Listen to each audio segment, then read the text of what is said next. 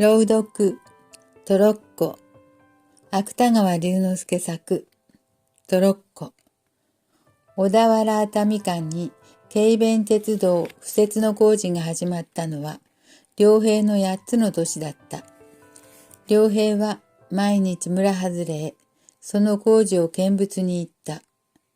工事をといったところがただトロッコで土を運搬する、それが面白さに見に行ったのである。トロッコの上には土工が2人土を積んだ後ろに佇んでいる。トロッコは山を下るのだから人手を借りずに走ってくる。煽るように車台が動いたり、土工の斑点の裾がひらついたり、細い線路がしなったり、良平はそんな景色を眺めながら土工になりたいと思うことがある。せめては一度でも土工と一緒にトロッコへ乗りたいと思うこともある。トロッコは村外れの平地へ来ると自然とそこに止まってしまう。と同時に土工たちは身軽にトロッコを飛び降りるが早いか、その線路の終点へ車の土をぶちまける。それから今度はトロッコを押し押し、元来た山の方へ登り始める。良平はその時乗れないまでも押すことさえできたらと思うのである。ある夕方、それは2月の初旬だった。良平は2つ下の弟や弟と同じ年の隣の子供とトロッコの置いてある村外れへ行った。トロッコは泥だらけになったまま薄明るい中に並んでいるが、その他はどこを見ても土工たちの姿は見えなかった。3人の子供は恐る恐る一番端にあるトロッコを押した。トロッコは3人の力が揃うと突然ゴロリと車輪を回した。良平はこの音にヒヤリッとした。しかし2度目の車輪の音はもう彼を驚かさなかった。ゴロリゴロリ、トロッコはそういう音とともに3人の手に押されながらそろそろ線路を登っていった。そのうちにかれこれ10軒ほど来ると線路の勾配が急になりだした。トロッコも3人の力ではいくら押しても動かなくなった。どうかすれば車と一緒に押し戻されそうにもなることがある。良平はもう良いと思ったから、年下の2人に合図をした。さあ、乗ろう。彼らは一度に手を離すと、トロッコの上へ飛び乗った。トロッコは最初おもむろに、それからみるみる勢いよく一息に線路を下り出した。その途端に月ありの風景はたちまち両側へ分かれるようにずんずん目の前へ展開してくる。顔に当たる白母の風、足の下に踊るトロッコの動揺。良平はほとんど有頂天になった。しかしトロッコは2、3分の後、もう元の終点に止まっていた。さあ、もう一度押すじゃ。良平は年下の2人と一緒にまたトロッコを押し上げにかかった。が、まだ車輪も動かないうちに突然彼らの後ろには誰かの足音が聞こえ出した。のみならずそれは聞こえ出したと思うと急にこういう怒鳴り声に変わった。この野郎、誰に断ってトロに触った。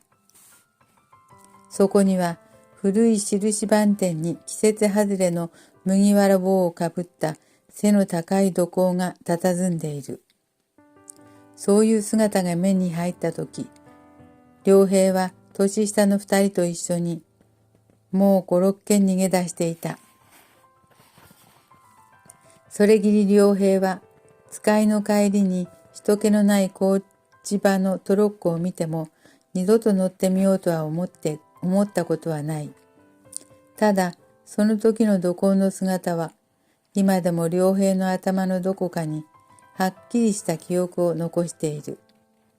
薄明かりの中にほのめいた小さい黄色い麦わら帽。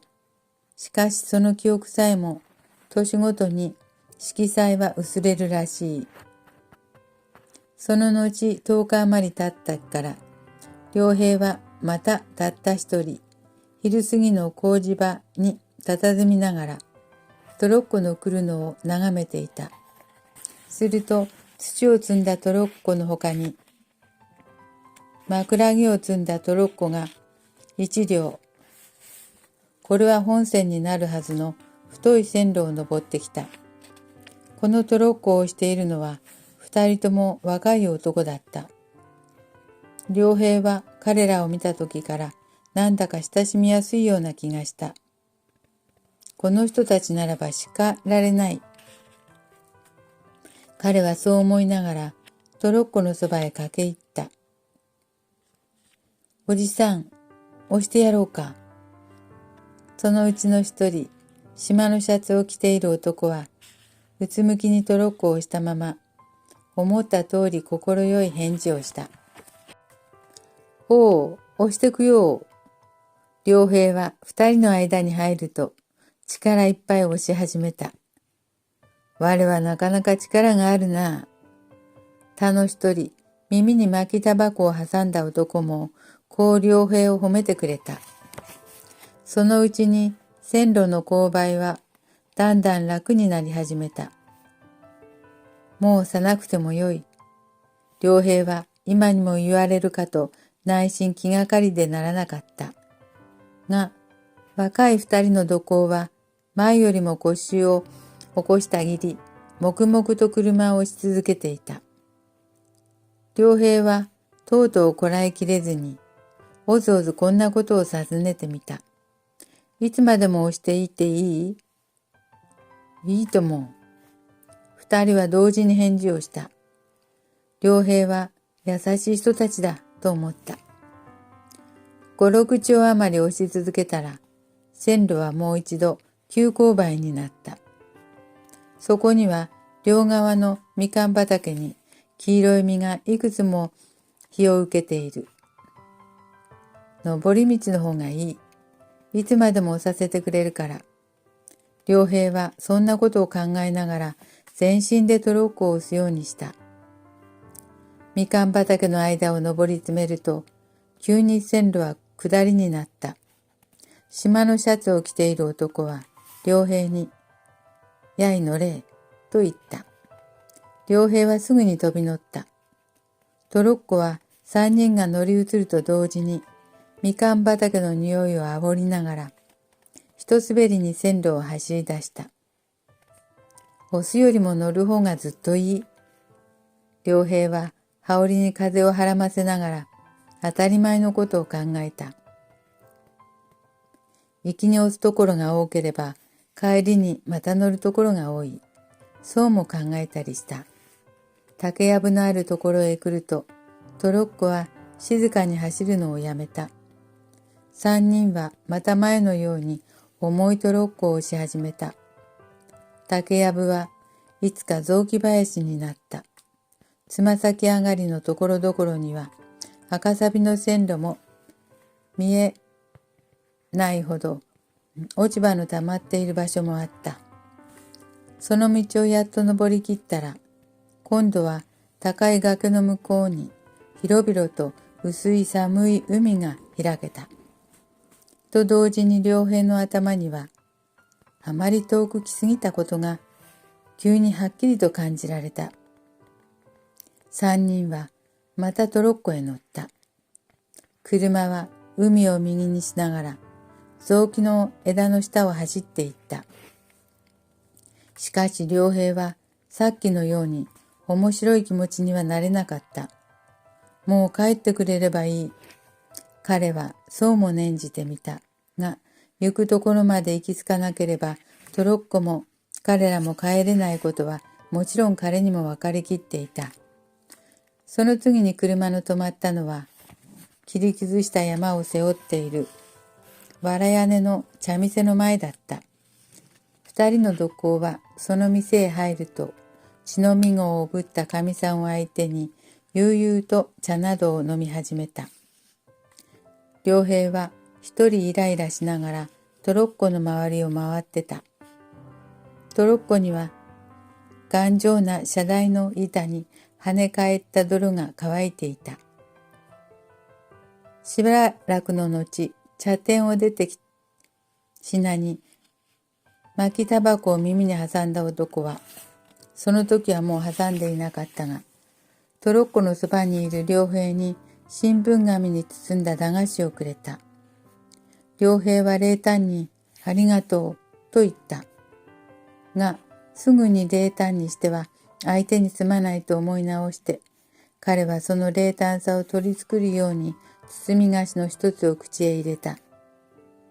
菓子には新聞紙にあったらしい石油の匂いが染みついていた。三人はトロッコを押しながらゆるい傾斜を登っていった。良平は車に手をかけていても心は他のことを考えていた。その坂を向こうへ下りきるとまた同じような茶店があった。土工たちがその中へ入った後、良平はトロッコに腰をかけながら帰ることばかり気にしていた。茶店の前には花の咲いた梅に西日の光が消えかかっている。もう日が暮れる。彼はそう考えるとぼんやり腰掛けてもいられなかった。トロッコの車輪を蹴ってみたり、一人では動かないのを承知しながらそれを押してみたり、そんなことに気持ちを紛らせていた。ところが土工たちは出てくると、車の上の枕木に手をかけながら、無造作に彼にこう言った。我はもう帰んな。俺たちは今日は向こう止まりだから。あんまり帰りが遅くなると、我のうちでも心配するずら。良平は一瞬間あっけに取られた。もうかれこれ暗くなること。去年の暮れ母と岩村まで来たが、今日の道はその3、4倍あること。それを今からたった一人歩いて帰らねばならないこと。そういうことが一時には分かったのである。良平はほとんど泣きそうになった。が、泣いても仕方がないと思った。泣いている場合ではないとも思った。彼は若い二人の土工に取ってつけたようなお辞儀をすると、どんどん線路伝いに走り出した。良平はしばらく無我夢中に線路のそばを走り続けた。そのうちに懐の菓子包みが邪魔になることに気がついたから、それを道端へ放り出すついでに、板草履もそこへ脱ぎ捨ててしまった。すると、薄い足袋の裏へ直に小石が食い込んだが、足だけははるかに軽くなった。彼は左に海を感じながら、急な坂道を駆け上った。時々涙がこみ上げてくると、自然に顔が歪んでくる。それは無理に我慢しても、鼻だけは絶えずクークー鳴った。竹やぶの脇を駆け抜けると、夕焼けの下、日金山の空も、もうほてりが消えかかっていた。良平はいよいよ気が気ではなかった。雪と帰りと変わるせいか、景色の違うのも不安だった。すると今度は着物までも汗の濡れ通ったのが気になったから、やはり必死にかけ続けたり、羽織を道側へ脱いで捨てた。みかん畑へ来る頃には辺りは暗くなる一方だった。命さえ助かれば。良平はそう思いながら、滑ってもつまずいても走っていった。やっと遠い夕闇の中に村外れの工事場が見えた時、良平は一思いに泣きたくなった。しかしその時もべそはかいたが、とうとう泣かずに駆け続けた。彼の村へ入ってみると、もう両側の家々には電灯の光が差し合っていった。良平はその電灯の光に頭から汗の湯気の立つのが彼自身にもはっきり分かった。井戸端に水を汲んでいる女衆や畑から帰ってくる男衆は、良平があえぎあえぎ走るのを見ては、おいどうしたねなどと声をかけた。